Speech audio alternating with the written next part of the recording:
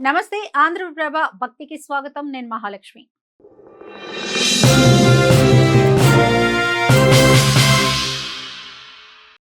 అనంత పద్మనాభ స్వామి ఆలయం అనగానే మనందరికీ కేరళ రాష్ట్రంలోని తిరువనంతపురంలోని సంపన్న ఆలయమే గుర్తుకు వస్తుంది.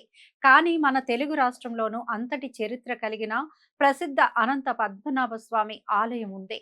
గుంటూరు జిల్లా తాడేపల్లి మండలం ఉండవల్లి గ్రామంలో ఉన్న ఈ గుహాలయాలు చతుర్దశ అంతస్తుల నిర్మాణంతో శిల్ప కళలతో ఎంతో ప్రత్యేకం. గుంటూరు జిల్లా తాడేపల్లి మండలం ఉండవల్లి గ్రామంలో ఉన్నాయి. విజయవాడ ప్రకాశం బ్యారేజీ దాటి మంగళగిరి రహదారి మీదుగా అమరావతి రోడ్డులో సుమారు 5 కిలోమీటర్ల దూరంలో కనిపిస్తాయి. ఈ గుహాలయాల చారిత్రక శిల్పాత్మక విశేషాలను ఇప్పుడు మనం చూద్దాం. చరిత్ర పరిశోధకుల అభిప్రాయం ప్రకారం క్రీస్తు శకం 420 నుండి 620 మధ్య ఆంధ్రదేశాన్ని పాలించిన విష్ణు కుండినిల్లు కాలంలో ఈ గుహాలయాలు నిర్మాణం జరిగినట్లు భావిస్తున్నారు. విష్ణు కుండినిల్లు మొదట బౌద్ధ ధర్మాన్ని అనుసరించి తర్వాత హిందూ మతాన్ని ప్రోత్సహించిన చరిత్ర ఉంది. ఒకే కొండను 4 అంతస్తుల గుహాలయాలుగా, విహారాలుగా, మందిరాలుగా తీర్చిదిద్దారు. బౌద్ధ, శైవ, వైష్ణవ దేవతామూర్తులతో విభిన్న శిల్పాలు, విహారాలు అన్నీ ఒకే చోట కనిపిస్తాయి. ఈ గుహాలయంలోని శ్రీ అనంత పద్మనాభ స్వామి 20 అడుగుల ఏకశిలా విగ్రహం అందరినీ ఆకర్షిస్తుంది.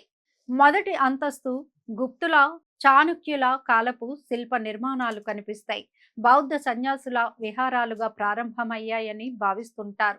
గుహల మధ్య కనెక్టింగ్ మార్గాలు, విస్తృత తిన్నెల నిర్మాణం కనిపిస్తుంది. రెండో అంతస్తులో మొదట్లో త్రిమూర్తుల మందిరాలుగా ఉండే గదులు ఉండేవని చెప్పబడుతుంది. ఇప్పుడు వాటి అవశేషాలే కనిపిస్తాయి. తాలూకా తొలగిన తలుపులు మాత్రమే మిగిలాయి.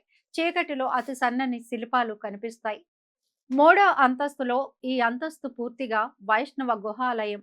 కొండవీడు రెడ్డి రాజులకు రాజ్యాధికారిగా ఉన్న మాధవరెడ్డి ఈ గుహాలయాన్ని నిర్మించినట్లు శాసనాలు చెబుతున్నాయి.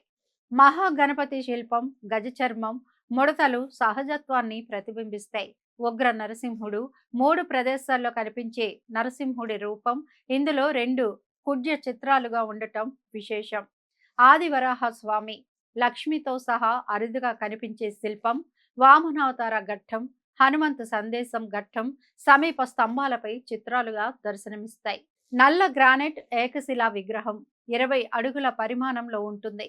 శ్రీ పద్మనాభుని మందిరంలో ఉన్న అనంత పద్మనాభుని పరిశీలిస్తే స్వామితో పాటు పద్మోద్భవుడైన బ్రహ్మ, ఆనందంలో సురేషుని కీర్తిస్తున్న దేవతలు, ధ్యానంలో మునులు, ఆయుధపానులైన అంగరక్షకులు, అలాగే గగనంలో నర్తిస్తున్న గరుత్మంతుణ్ణి కూడా దర్శించవచ్చు.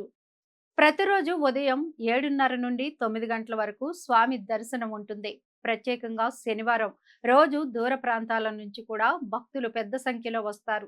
భక్తులు పసుపు కుంకుమతో స్వామిని పూజిస్తుండడంతో నల్ల గ్రానైట్ శిల్పం ఎర్రగా మారి ఎర్ర గ్రానైట్ లా కనిపించడం విశేషం. ఈ ఆలయాలు విజయవాడకు దేశవ్యాప్తంగా బస్సు, రైలు, విమాన సౌకర్యాలు కూడా ఉన్నాయి. విజయవాడ నుంచి ఉండవల్లి సెంటర్ వరకు బస్సులో చేరుకొని అక్కడి నుంచి గుహాలయాలకు సులభంగా వెళ్ళవచ్చు. ఉండవల్లి గుహాలయాలు చారిత్రక, శిల్పాత్మక వైభవంతో నిలిచిన అమూల్య ధన్యం. ఇది ఒక అరుదైన, అపురూపమైన దివ్యానుభూతిని అందించే స్థలం. చూసారు కదండి, ఇలాంటి మంచి మంచి విశేషాలతో మేము ముందుకు వస్తూ ఉంటాం. చూస్తూనే ఉండండి ఆంధ్రప్రభ భక్తి.